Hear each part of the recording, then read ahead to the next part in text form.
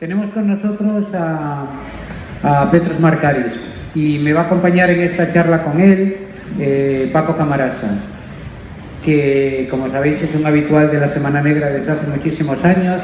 Fue el propietario de la mítica librería Negra y Criminal en Barcelona y es un agitador cultural de primer orden. Vamos a empezar por recordar amigos, y si empiezas tú, luego sigo yo. Sí. Le he pedido a Ángel que me permitiera recordar a Chema Huerga, que es una persona que nos dejó en el primer semestre del año, y que Chema Huerga es una de esas personas que en la librería conocimos y cuando estábamos aquí y en otros sitios nos ayudó a hacer mejor la librería Negra y Criminal en Gijón, y es de estas personas que conocimos a través de Semana Negra, y es un poco un reconocimiento de Semana Negra. A veces son los autores, Semana Negra es el bar, Semana Negra es lo que hay, pero Semana Negra también son la gente cotidiana como Chema Huerga, que se incorpora y que forma parte de esta familia y que solo es posible conocer y querer a través de Semana Negra.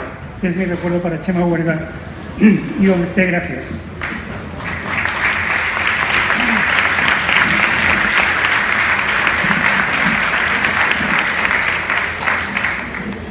Como dice Paco, este festival son los autores y son los lectores y son los amigos que se van haciendo y se han ido haciendo a lo largo de este montón de años. Uno de esos amigos es Petros Markaris, que tenemos la suerte de tenerlo nuevamente con nosotros. Nos llega con un nuevo libro, A la muerte de Ulises, de cuentos, pero además de hablar un poco de este libro, bueno, cuando se tiene cerca a Petros siempre apetece recordar un poco su literatura, y a Costas Jaritos. Petros, ¿cuál es el momento actual de Costas Jaritos? Jaritos, il se trouve dans le dernier roman qui est paru en Grèce il y a 5 semaines, dans une situation très précaire. Pour la première fois dans sa vie, disons, policière, il a un chef sous-directeur de la police qui est contre lui. Alors, il vient et il est subi dans une, disons, situation qui est vraiment très difficile et compliquée, en plus à cause d'une série de morts qu'il doit rechercher. Des crimes. Bueno, Jaritos está en esta última novela que salió hace 5 semanas en Grecia. Está en una situación muy precaria. Porque por primera vez en su vida su jefe está contra él, no colabora con él. Y tiene además una situación muy complicada porque hay una serie de crímenes que tiene que resolver. Bon, disons, les bonnes nouvelles sont que la crise dans ce roman est passée en Grèce. Et alors, par contre, il y a l'argent qui vient en Grèce et la question du roman est d'où vient l'argent. Bueno, lo bueno es que en esta novela la crisis ya pasó en Grecia, ya no hay crisis. Y llega dinero a Grecia, llega dinero. La cuestión es saber de dónde llega el dinero. Bon, Jaritos essaie à rechercher d'où vient l'argent et ça devient son tragédie. Jaritos tiene la necesidad, tiene que saber, buscar de dónde viene ese dinero, y ahí empieza su tragedia. Esta novela es la que se llama Offshore. Oui, le titre du roman est Offshore. ¿Y pensabas en España cuando la escribías?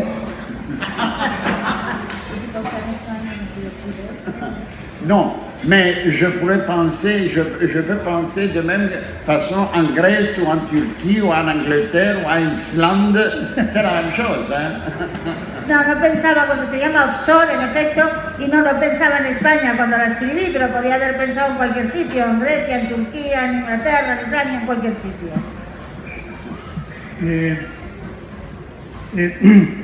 en la última, antes de que llegue Offshore, el último libro después de la tetralogía de la crisis. El otro día recordábamos de que cuando Markaris anunció en un primer momento que iba a escribir una trilogía de la crisis, hubo una periodista joven que le preguntó: ¿trilogía? ¿Usted cree que la crisis durará tanto como para escribir una trilogía? Oui, c'était une jeune journaliste qui est venue me visiter en me disant: Monsieur Markaris, vous allez écrire 3 livres sur la crise. Et moi j'ai répondu: vous savez, la trilogie c'est 3 livres, c'est impossible d'être 2. Cuando me vino a preguntar, pero señor Markaris, ¿usted va a escribir una trilogía sobre la crisis? Y dije yo, bueno, realmente la trilogía son 3, no voy a escribir 2. Mais elle m'a dit que non, c'est pas ma question. Et ma question est que si vous pensez que vous aurez la crise durera si longtemps que vous aurez le temps d'écrire 3 romans. Et moi je disais: vous savez, vous devez vous sentir heureuse s'il y a seulement pour 3 romans. Ella dijo, no se le preguntaba por eso, le preguntaba si usted piensa que va a durar tanto tiempo la crisis como para poder escribir 3 libros. Y le contesté, bueno, podríamos darnos por contentos si la crisis solo durara 3 libros. Maintenant, j'ai écrit un 4e aussi et la crise est encore avec nous. La trilogía se amplió y escribí un 4º libro y sin embargo la crisis sigue aquí. Después de la tetralogía de la crisis, el señor Markaris ha hecho este libro, La muerte de Ulises, que es un libro de relatos y que hay una parte muy importante, yo creo, que recupera esta información y este contacto que nos había dado con la comunidad griega en Estambul, en Muerte en Estambul. ¿Se acuerdan ustedes de Muerte en Estambul? Aquí no hay ningún pastel ni ningún plato con veneno, pero sí hay la misma contacto con la comunidad griega de Estambul, que es una cuestión importante para Markaris. Yo creo, por otra parte, Petros, quizá esta novela es un poco más con menos esperanzas después de la tetralogía de la crisis.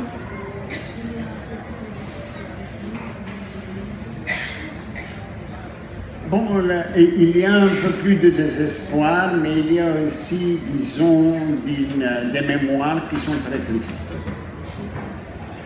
Hay un poco más de desesperanza también y memorias que son muy tristes.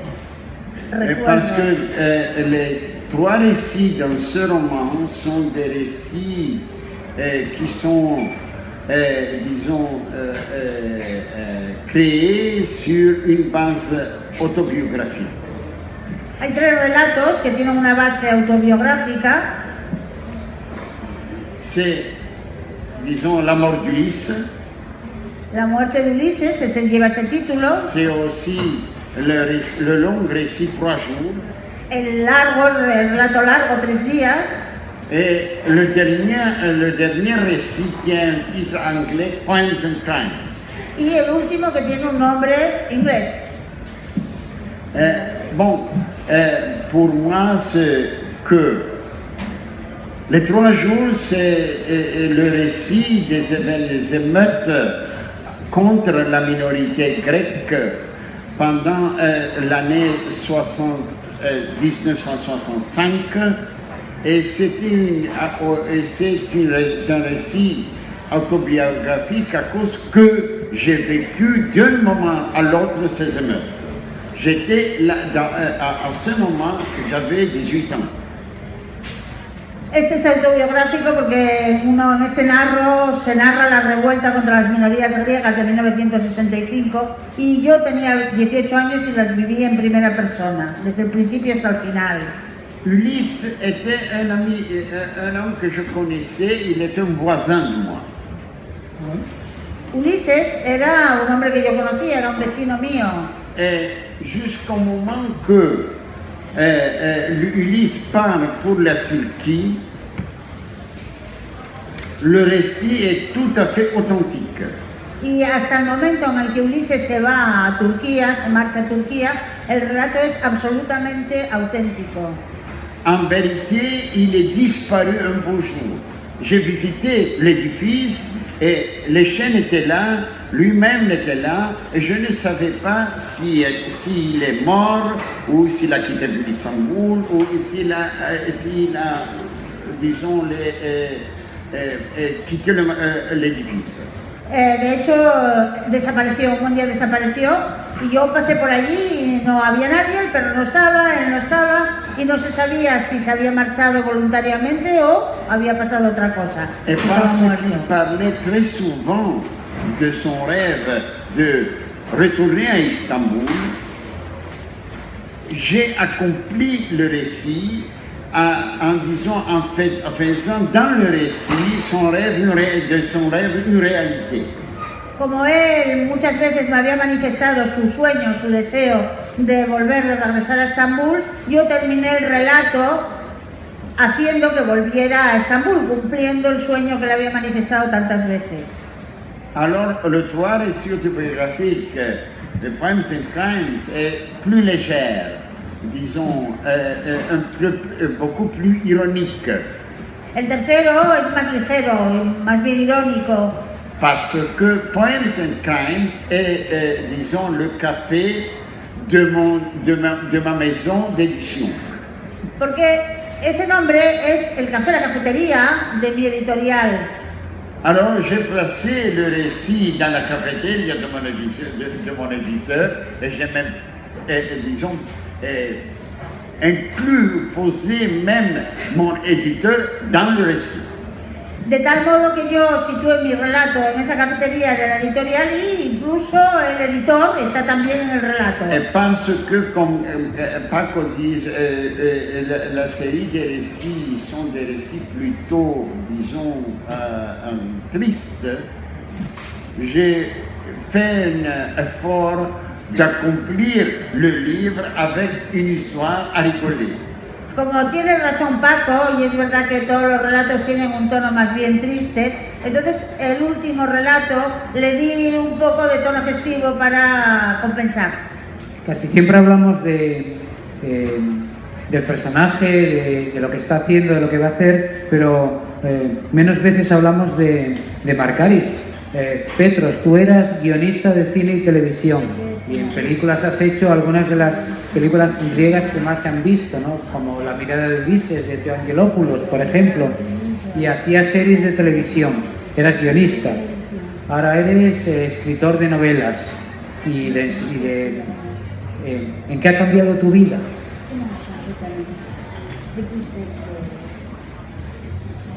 J'ai écrit un livre qui s'appelle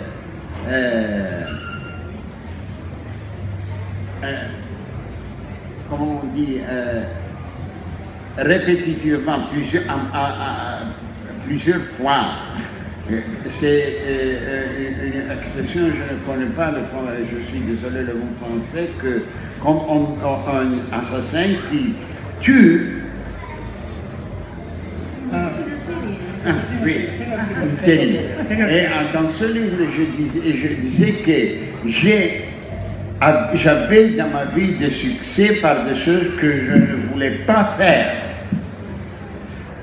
Je ne voulais pas étudier allemand, mais je suis devenu un traducteur d'allemand parce que mon père insistait que je fasse des études en allemand. Alors j'avais eu un succès comme traducteur d'allemand en grec.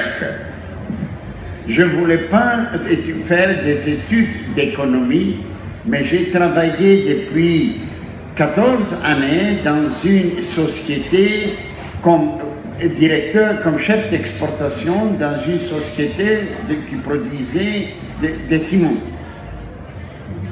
Et j'avais un succès parce que j'ai monté. Et maintenant, je n'ai jamais eu l'envie d'écrire des romans. Je me disais toujours, ça me suffit les traductions, ça me suffit les scénarios. Et j'ai mon succès comme écrivain avec des romans. Bon. Bueno, realmente yo, no voy a escribir ningún libro sobre los asesinos en serie para no convertirme en asesino en serie, porque siempre tuve éxito en las cosas que no quería hacer. Yo no quería estudiar alemán, pero como mi padre se empeñó, tuve que estudiar alemán, me convertí en un traductor de alemán y tuve un gran éxito como traductor de alemán. No quería estudiar economía, pero estuve trabajando durante 14 años en una sociedad que trabajaba con cementos. Nunca quiso ser novelista, nunca jamás quiso ser novelista, se conformaba con sus guiones de cine, de televisión, etc. Y resulta que el éxito le llegó siendo novelista. Por lo tanto, algo pasa. Voilà, moi je me demande de temps en temps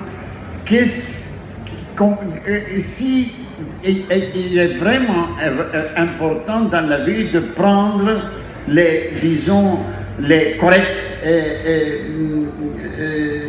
comment on dit, décisions. Bon, je n'avais pas envie de faire ce que j'estimais comme correct. J'ai fait le contraire et j'ai eu du succès avec le contraire. Yo siempre me pregunté si era importante la decisión que se tomaba. Y es curioso porque siempre que decidí hacer lo que no era correcto, ahí es donde tuve éxito. À part ça, maintenant j'ai deux familles. Une famille, c'est moi et ma soeur, ma fille, etc.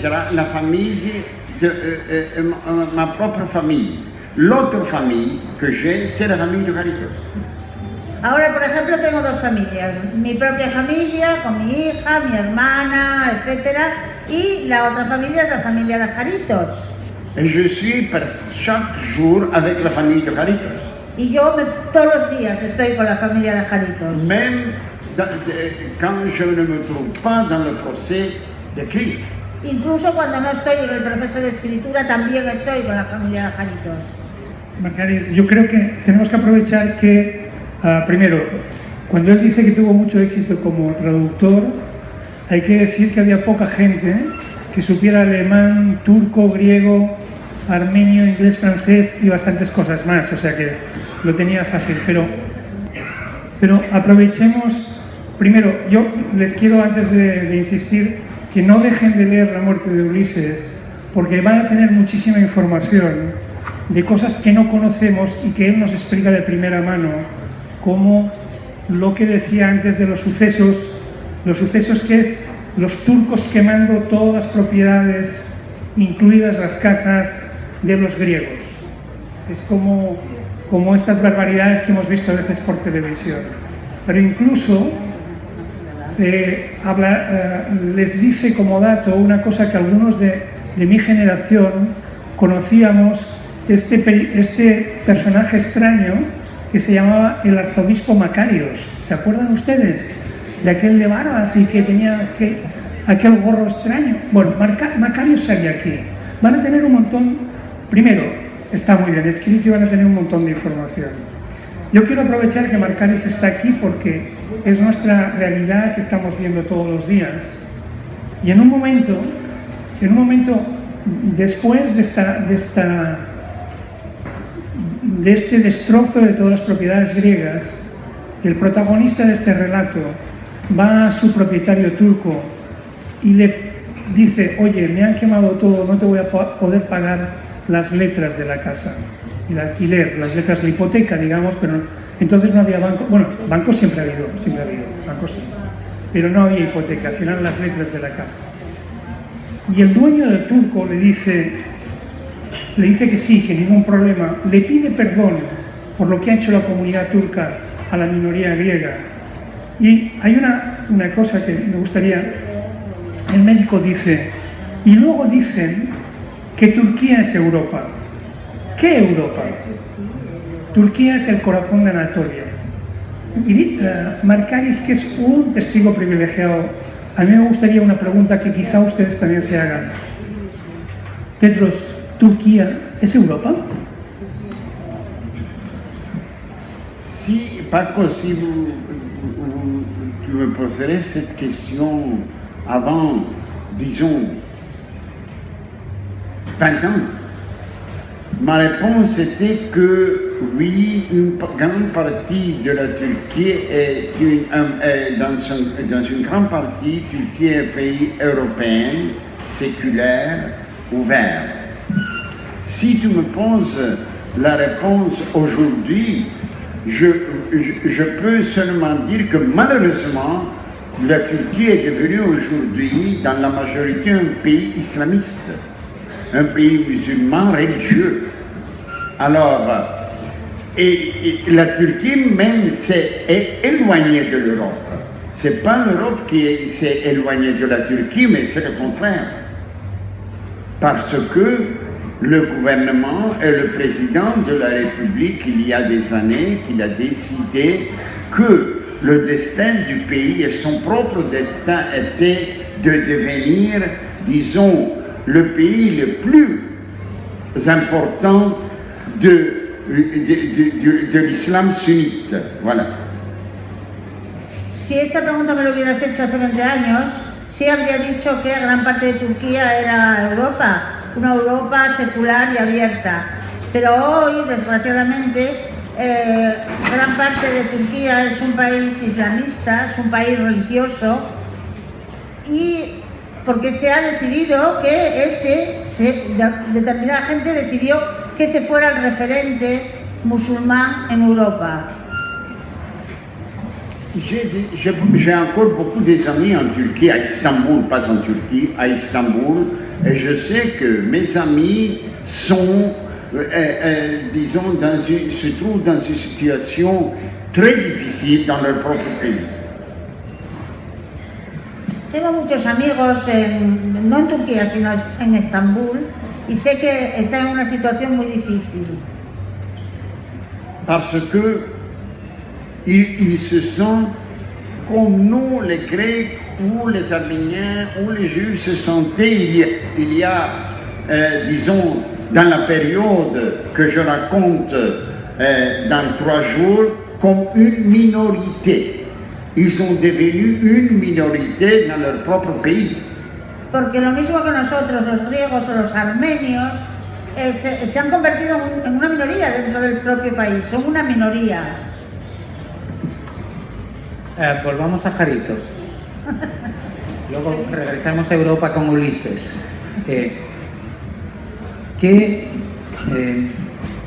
Al principio, cuando creaste el personaje de Kostas Jaritos, ¿imaginabas que iba a tener una trayectoria o pensabas ya en ese momento en la trayectoria que iba a tener? ¿Y qué sucedió? ¿Qué creció el personaje en lo que tú no tienes nada que ver y ha sido él que te ha llevado a ti al lugar donde se encuentra ahora? Se trata de hacérselo complicado al intérprete. Je peux dire que Jaritos a changé à travers les romans. Jaritos fue cambiando a través de las novelas.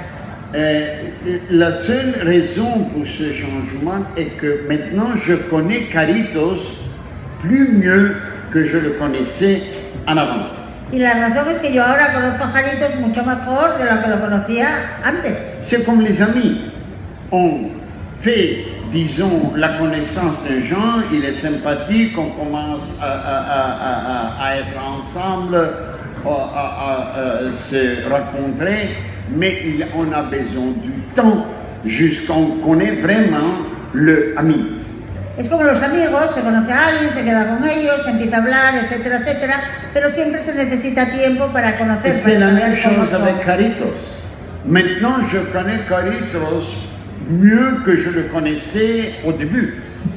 Y lo mismo pasa con Jaritos, ahora lo conozco mucho mejor que antes. C'est pas Jaritos qui a changé, c'est ce qui a changé est mon regard sur Jaritos, c'est ma connaissance de Jaritos.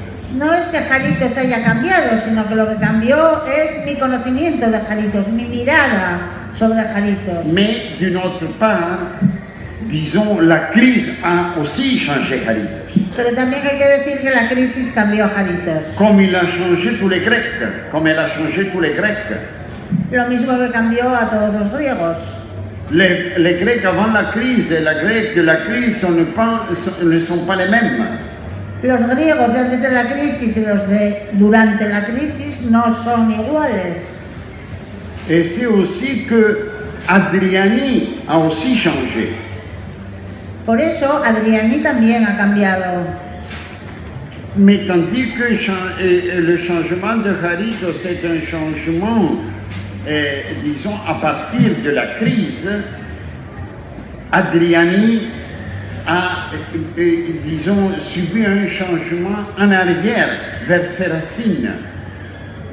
Pero así como el cambio de Charitos fue a partir de la crisis hacia adelante, el cambio de Adriani fue como una involución, recordando, volviendo a su pasado. Tu sais pourquoi? Parce que Adriani a retrouvé la solidarité qu'elle connaissait depuis son enfance. ¿Y por qué? Porque tuvo que recuperar la solidaridad que conocía de su infancia.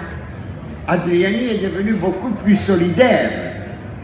Pas seulement avec la famille, mais aussi avec Zisis, aussi avec Magna, l'ami de Caterina, mais aussi avec l'allemand Uli. Elle est devenue beaucoup plus solidaire maintenant. Adriani fait de la cuisine non pas seulement pour la famille, mais aussi pour une petite communauté. C'est la solidarité, vous savez. Adriani tuvo que recuperar la solidaridad que conocía, pero no solamente para su entorno familiar inmediato, sino también para Zisis, para Magna, que es la amiga de Caterine, para el novio alemán de Magna, Uli. Para todos ellos cocina y hace un ejercicio de solidaridad que no había tenido que hacer hasta que no llegó la crisis. Y otra pregunta, ¿te han desilusionado los griegos?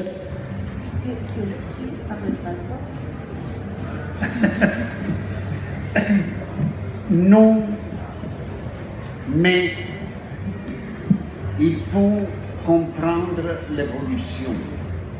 Il y a une grande différence entre les Grecs des années 50 et les Grecs d'aujourd'hui. Ce n'est pas un déchet, mais c'est une réalité qui est, disons, pas très encourageante, disons. Pourquoi? Parce que les Grecs des années 50, ils étaient une nation, un peuple très pauvre, beaucoup plus pauvre qu'aujourd'hui, mais avec un niveau culturel très élevé. Ce que j'appelais un jour la culture de la pauvreté. No estoy desilusionado, pero de todas formas hay que entender la evolución de los griegos. No es lo mismo los griegos de los años 50 que los de la actualidad. Y esto es una realidad que, bueno, no es muy estimulante, vaya. En los años 50 Grecia era una nación muy pobre, pero tenía un nivel cultural alto, es lo que yo llamo la cultura de la pobreza. Cette culture a eu des valeurs, ils étaient aussi les valeurs de la pauvreté. C'était la solidarité, être, disons, toujours ce comportement avec de certaines mesures, à avoir les valeurs, disons, vers le voisin, l'autre grec. Había valores, no solamente había un nivel cultural, había valores que también eran los valores de la pobreza. La solidaridad, había una serie de medidas de comportamientos, las relaciones con los vecinos. À partir des années 80, quand le pays a été, disons, était entré dans une richesse virtuelle, les Grecs ont écarté avec la pauvreté aussi les valeurs de la pauvreté. En los años 80, cuando los griegos entraron en una riqueza, podríamos llamar virtual, los griegos también perdieron los valores de la pobreza. Maintenant, ils retournent à la pauvreté, mais sans les valeurs, et c'est très dangereux. Y ahora vuelven a la pobreza, pero sin los valores de la pobreza, y ahí radica el peligro. Sí. Marcaris, a mí me preocupa una cuestión y es volviendo a Jaritos. Jaritos en la primera novela, creo que en Noticias de la Noche, él habla algo así como: estoy luchando, dice Costas Jaritos, como policía. En la primera, cuando todavía no hablábamos de crisis y de Europa y no había habido Lehman Brothers. Estoy luchando contra un monstruo con 2 cabezas y tengo que conformarme con cortarle 3 deditos. Después, en Suicidio Perfecto, y es lo que me preocupa, en Suicidio Perfecto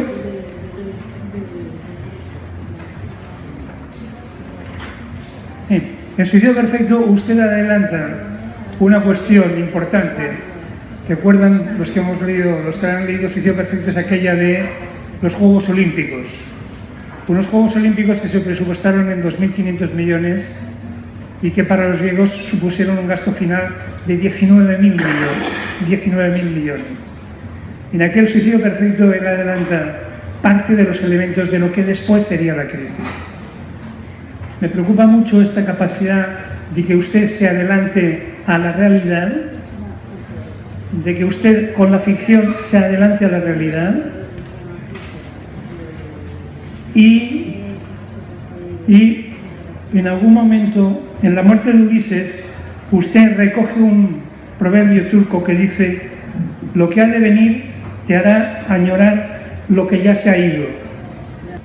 No joda, estamos pendientes de un nuevo gobierno. No nos diga eso. No se adelante a la realidad. Bon, c'est vrai qu'en ce qui concerne le roman, et je pense le titre espagnol est Suicidio Perfecto. Sí. Le roman des Jeux Olympiques, moi, j'ai toujours regardé dès le début que les Jeux Olympiques seraient un désastre pour la Grèce. Et j'étais contre les Jeux Olympiques depuis le premier jour. En la novela esa que él menciona, que se llama Suicidio Perfecto, que en efecto el telón de fondo son la preparación de los Juegos Olímpicos, siempre pensé que eso era un desastre, que iba a ser un desastre. Y desde el primer momento estuve en contra de los Juegos Olímpicos. Bon, je vais vous raconter une petite histoire.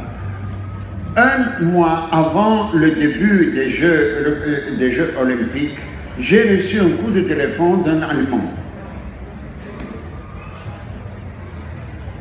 Un mes antes de que empezaron los Juegos Olímpicos, me llamó por teléfono un alemán. Il me disait: Monsieur Marcari, je suis le conseiller technique du comité olympique allemand et j'ai envie de vous rencontrer. Et je disais: excusez-moi, je n'ai aucune idée en ce qui concerne les Jeux Olympiques. Y me dijo: soy un consejero técnico del comité de los Juegos Olímpicos y quiero verme con usted. Yo le dije: no sé nada de los Juegos Olímpicos. J'ai dit: non, il ne s'agit pas de questions techniques. J'ai envie d'avoir une conversation avec vous. Alors, on s'est rencontrés pour avoir un petit café avec lui et il me disait: vous savez, M. Marcari, j'ai visité tous les sites olympiques.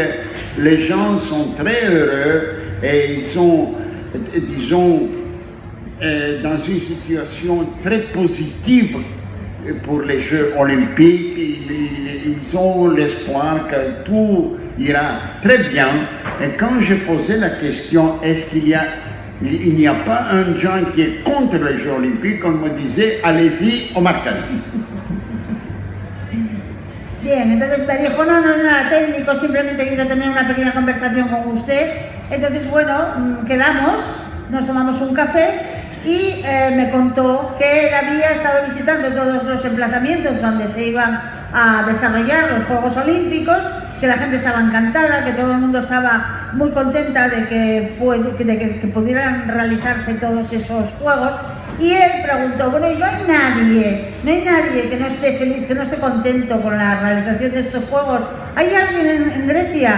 Y dijeron: sí, hable con el señor Marcaris. Et moi, je suis venu de vous demander pourquoi vous êtes contre. Y Quiero saber por qué está usted en contra. Et je lui posais la question, qui va payer pour tout ça? Le budget des Jeux Olympiques, c'est 2,5 milliards. Maintenant, c'est 11 milliards. Qui va payer pour tout ça? On paye encore, vous savez. Yo le pregunté quién va a pagar. El presupuesto de los Juegos Olímpicos es de 2.000 millones, pero no llega. Y de hecho todavía estamos pagando los Juegos Olímpicos. Alors, dans ce sens, le roman des Jeux Olympiques est pratiquement le début de la crise. De hecho, en realidad, los Juegos Olímpicos es el principio de la crisis en Grecia. Et ce n'est pas, en ce sens, ce n'est pas une anticipation, c'est un regard clair sur ce qui se passe en Grèce. Et moi, j'ai un regard très clair. Et je n'ai pas jamais des illusions. Por eso no se puede hablar de anticipación, como hablaba Paco. No es que yo me hubiera anticipado lo que iba a pasar, sino que era una mirada crítica, una mirada clara sobre lo que estaba pasando en Grecia y lo que iba a pasar. C'était la même chose avec la tétralogie de la crise. On me dit toujours, vous savez, comment pouvez-vous anticiper ce qui se passe dans la vie? Ce n'est pas une anticipation. Si vous avez un regard clair, vous pouvez voir ce qui va passer.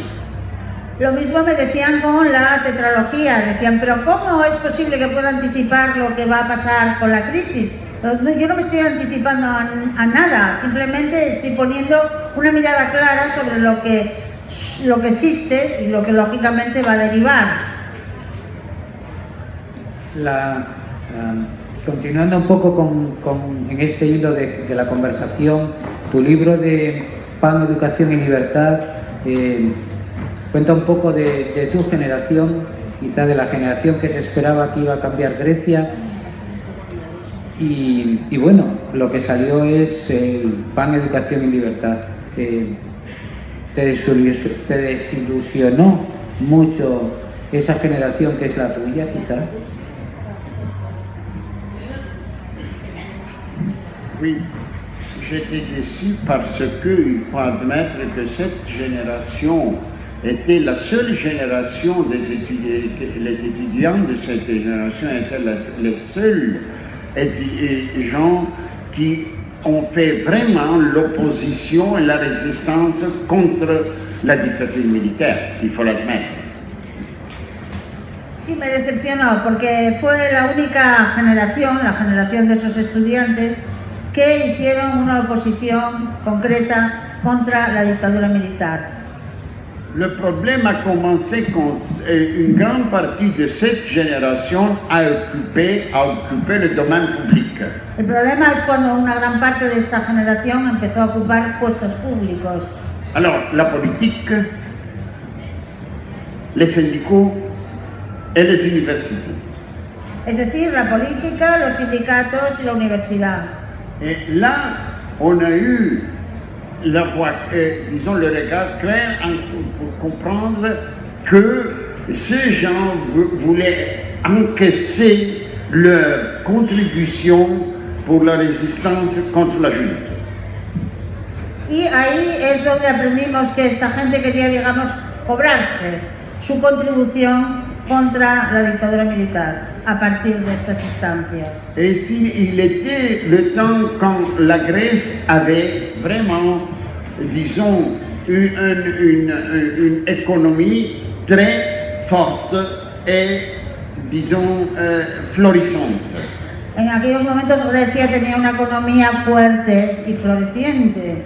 Mais cette économie, venait des subventions de l'Europe. Pero esta economía procedía sobre todo de las subvenciones europeas. Ce n'était pas, disons, une économie qui produisait et qui faisait, disons, une ouverture vers une autre réalité. era una economía que no era una economía productiva, no era una economía que se dirigía hacia otras inversiones, era fundamentalmente de subvenciones. Alors, les gens qui venaient de la résistance polytechnique, comme on dit en Grèce, ils ont profité de cette subvention. Y la gente que Ils ont venía, encaissé des subventions. y la gente que venía de la resistencia aprovecharon estas subvenciones, se quedaron con ese dinero. Alors, quand ils sont devenus des hommes politiques ou des syndicalistes, c'était le contraire qu'ils étaient quand ils étaient étudiants. Y resultó que cuando se convirtieron en políticos sindicalistas, ocuparon puestos, hacían lo contrario de lo que estaban planteando cuando estaban en la oposición, eran estudiantes. Fin d'éducation liberté raconte cette histoire, précisément. Y justamente quise contar esta historia en... Sí, Paz, Educación y Libertad. Sí, una cuestión personal, Pedro. Inglés, francés, griego, turco. Cuando insultas a alguien, ¿en qué insultas?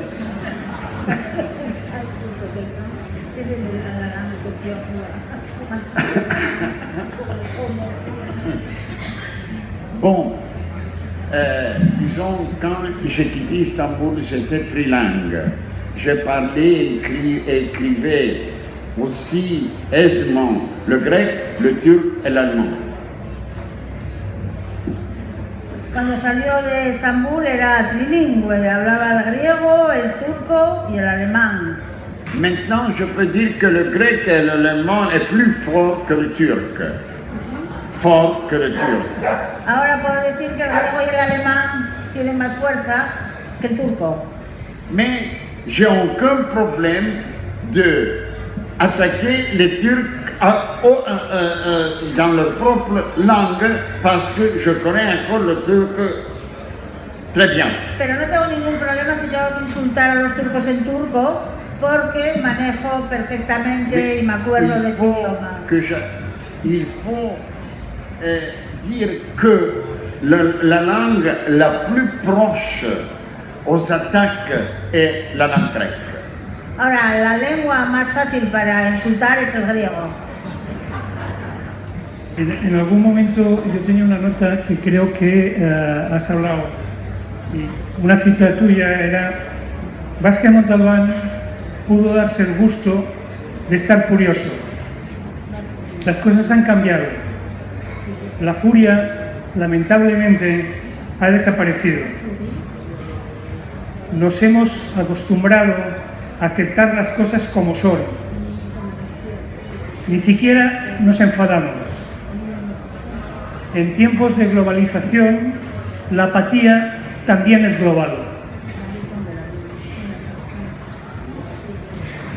¿Sigues estando de acuerdo? Oui, oui, tout à fait. Disons, il y a un certain, disons, facettes de la globalisation qui sont très intéressantes. C'est la globalisation de l'argent et de l'économie et la globalisation de l'apathie. Il a tout à fait raison. Et il y a une autre globalisation encore, la globalisation est aussi une globalisation du crime. Le crime est devenu global. Et c'est un grand problème. Sí, sigo estando de acuerdo con esta frase porque, en efecto, la globalización abarca varios aspectos. Por un lado, el dinero está globalizado, pero también la apatía está globalizada. Y también hay otra cosa que está globalizada cada vez más, que es el crimen. El crimen también está globalizado. Sí, quería hacerte una pregunta porque que surgió esta mañana fuimos a Oviedo, a tomar Oviedo. Pues el 34 no pudieron, en el 36 tampoco, pero esta mañana sí. Entramos, porque nos habían invitado. Y surgió un tema que me gustaría comentar un poco más, y el tema es que la importancia de las mujeres en las novelas en la novela de Petros y en la novela de alguien que va a estar aquí mañana, de Leonardo Padura. la madre del amigo del personaje Mario Conde de Padura, no sabemos de dónde, en los más difíciles momentos en Cuba, siempre encontraba comida, no sabemos de dónde la sacaba, para darles grandes festines a él y a sus amigos, siempre había comida. Lo mismo sucede con la mujer de Costas Jaritos, que se ha vuelto como una cocinera que consigue comida y dar de comer a un montón de gente.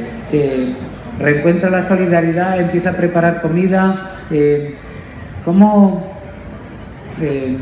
es? Contaste algo esta mañana que me gustaría que contases, esa teoría tuya de que las mujeres que no salieron de la cocina están mal, pero que la cocina está mejor. Sí. Fait la cuisine chez Padura, c'est pas la mère de l'ami qui fait la cuisine. C'est toujours qu'il est invité par la mère de son ami de manger chez lui. Chez Jarito, c'est toujours Adriani qui fait la cuisine. Vous savez, j'ai un grand respect pour cette femmes qui ne sont pas les femmes émancipées d'aujourd'hui, mais quand même qu'ils étaient les femmes qui préservaient la famille et la maison. Parce qu'ils ont achevé, une grande majorité a achevé de faire de la cuisine, de garantir le repas à la famille, avec des grands sacrifices qui étaient les sacrifices de la femme. Bueno, la que cocina en las novelas de Padura es la madre del amigo, como sabemos. Y en el caso de la familia de Jaritos es Adriani siempre la que cocina. Yo tengo un gran respeto por estas mujeres que no son las mujeres emancipadas de hoy en día, pero que fueron capaces de preservar la familia y la casa fundamentalmente a través de la cocina, lo que cocinaban, y garantizar la comida con sus sacrificios. J'ai un grand respect pour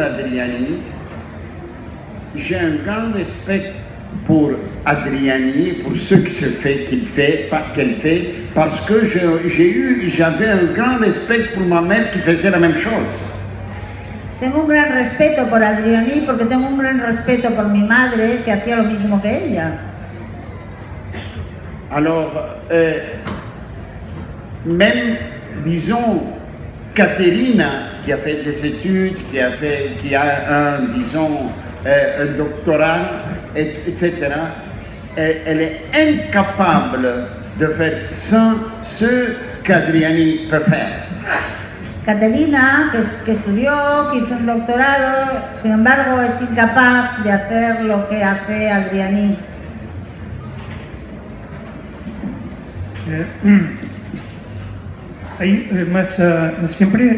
Yo creo siempre has sido bastante crítico y exigente, sobre todo cuando recuerdo que en algún momento decían no, los griegos, la crisis, la troika, los alemanes, y en algún momento decías existe una culpabilidad colectiva que empieza por el Estado, pero que incluye a cada ciudadano que hace trampas en busca de su propio beneficio.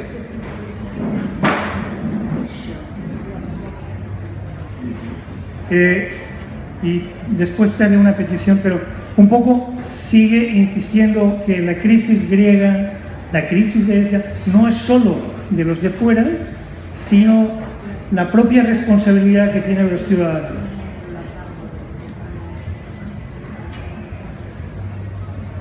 Bien sûr qu'il y a responsabilité de la partie grecque. Il est très facile de dire, vous savez, sont les Allemands, les Européens. Non. Le fond de la crise est une crise grecque avec un pays qui était pauvre pendant des années, pendant dans le trajet entier de son histoire, et soudain, il était face à un montant d'argent qui n'était pas en train de, disons,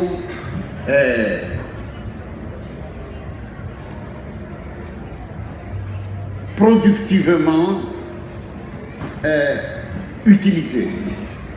Vous savez, les Grecs, j'ai dit il y a quelques minutes qu'ils sont très capables en ce qui concerne la culture de la pauvreté, mais ils connaissaient pas la culture de la richesse, parce que la richesse a aussi une culture.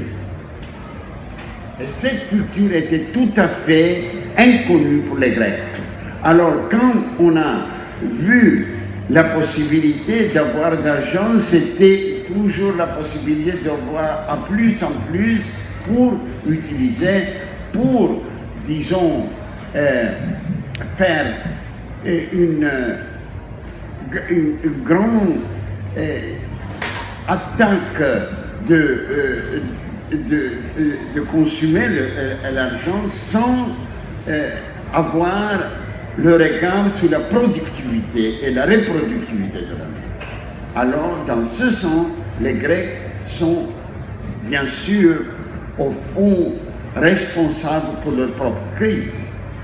C'est une autre question que les recettes de l'Europe n'étaient pas les recettes, disons, les correctes pour le cas des Grecs. C'est une autre question, ça. Bueno, claro que evidentemente hay una responsabilidad por parte de los griegos, no se puede decir que la responsabilidad o la culpa es de Europa o es de Alemania exclusivamente. A Grecia, el problema es que la crisis de Grecia viene de que era un país pobre durante muchos años, durante mucho tiempo era un país pobre y de repente apareció mucho dinero, empezó a entrar dinero, pero un dinero que, como dijimos antes, venía de las subvenciones, que no era un dinero que era producto de la productividad, de la industria, digamos, ¿no? Y así como en Grecia siempre hubo una cultura de la pobreza, porque durante muchos años fueron pobres, no había una cultura de la riqueza. Entonces se enfrentaron con una situación en la que había dinero, pero no se sabía, no se tenía una cultura de la riqueza y ese dinero se dedicó a un consumismo puro y duro sin ver cómo se le podía dar productividad y reproductividad a ese dinero. Otra cosa que hay que decir también es que las recetas europeas desde luego no eran las más adecuadas ni las más convenientes, eso también hay que decirlo, pero no podemos quitar la responsabilidad a ninguno de los lados. Bueno, cortito. Un minuto. No, solo queríamos, no sé si en nombre de ustedes, pero sí hacer una petición a Marcari, si es que en algún momento, no tiene que ser la próxima o la otra, pero que nos haga una novela donde el protagonista, el que ocupe mucho espacio en la novela, sea Cisis. Cisis, que es el hombre que es el comunista que nos cae bien absolutamente a todo el mundo y que es aquel que, Costas Caritos, es el único policía que invita a la boda de su hija a un comunista que conoció en los calabozos de la cárcel. Háganos una novela con Cisis como protagonista.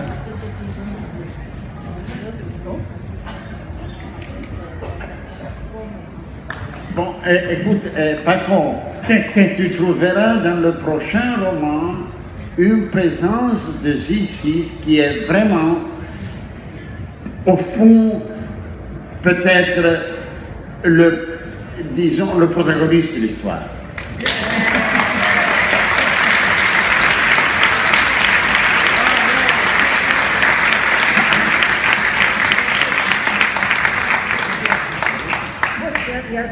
Que, bueno, te darás cuenta en la próxima novela que la presencia de Cisis no solamente es una presencia muy intensa, sino que es casi el protagonista de la historia de esta última novela. Aquí no tengo necesidad de decir que compréis la novela porque es muy buena y eso, que hago porque lo que sí quiero hacer es dar las gracias a mi compinche Paco Camarasa por siempre es estupendo compartir con él una mesa. Y Es más, es un honor compartirla también con Petros Markaris siempre y en cualquier lugar. Vamos a darle las gracias de la mejor forma que podamos, que es darle ese fuerte y caluroso aplauso. Gracias.